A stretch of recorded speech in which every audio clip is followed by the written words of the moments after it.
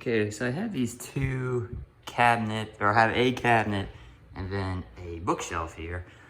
These are gonna hold like different types of sports memorabilia, I guess. So this one should be good to go. I just gotta put the shelves in and the glass in here, and then over here, before I put the shelves in on this one, I gotta level it out a little bit on the floor because of the way the ground settled. There's a little dip here, so I gotta go to Home Depot and get some floor samples to put under there. Floor samples are the same color. It's a little trick. You can't really tell because it's the same color, but down here, the closer I get, you can see there is a floor sample there to help balance out this shelf because of the way the floor settled. But because it's the same color, you can't see it. So a little hack for you guys if you need to balance or level something out. So yeah, I gotta get to Home Depot, and then once I get the floor samples to put under here, I will be able to put the shelves in and start putting memorabilia on this, and then I might just start putting the memorabilia in this one, depending if I like it there or I need to move it. Finally put the glass panes into the doors, and I also got the glass shelves back in there. So I started putting some stuff in there already, but I'll probably wind up moving that stuff around as I find more stuff that I boxed up. Alright guys, so here is this cabinet as of now. Again, most likely subject to change, but found some more memorabilia, just putting it in here. And I should put some stuff on the top too. My Super Bowl football from a couple years ago, I'd say like 2012, 2013. A couple totem poles and a Cincy hockey stick. And then over here, this was actually a shelf my wife was going to use in her classroom, and ended up not being the right size, so I'm using it in my man cave. And I'm putting some like autographed footballs and some commemorative basketball right there from the crosstown shootout, and the FIFA World Cup soccer ball from, I want to say, '02. A couple more footballs in those boxes that need to be cubed. And then with this bookshelf, probably gonna put my autographed baseballs on here. About to start digging those out and put them on. Alright, so I'm interrupting my own video. Those past clips you just saw were filmed, I think, back in February after I just set up the TVs, or got the TVs into place. And I was going to continue filming the shelf part once I was able to get more baseballs into cubes. Unfortunately, though, my wife and I, we learned we had a busted pipe in our front yard that needed to be fixed.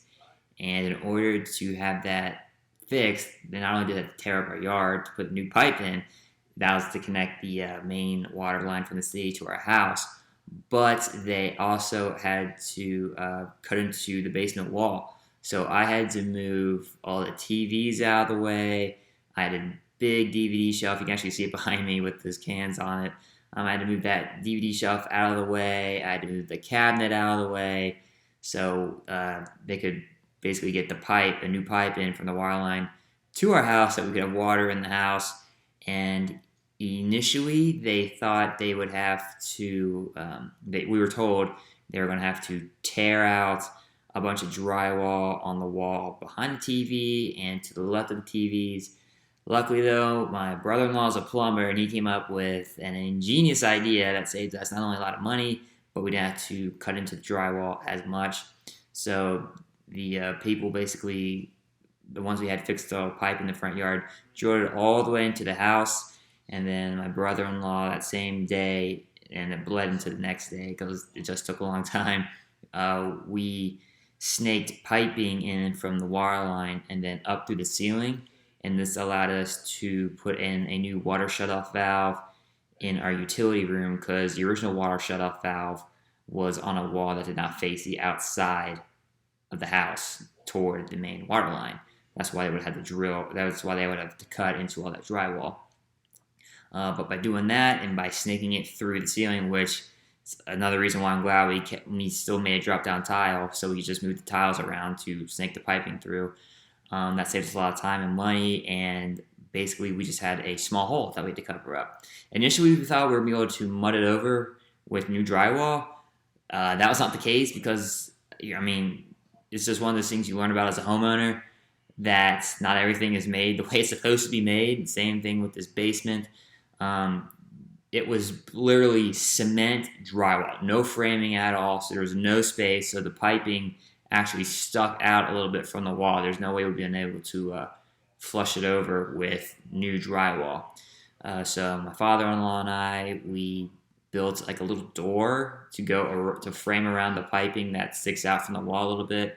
That way, in case we ever have to access it again, we can just open up the door and there it is. And if we don't need to access it, it's covered up. So yeah, that was a big delay in the man cave process. I'm currently getting everything back into place before we had to basically get this pipe fixed.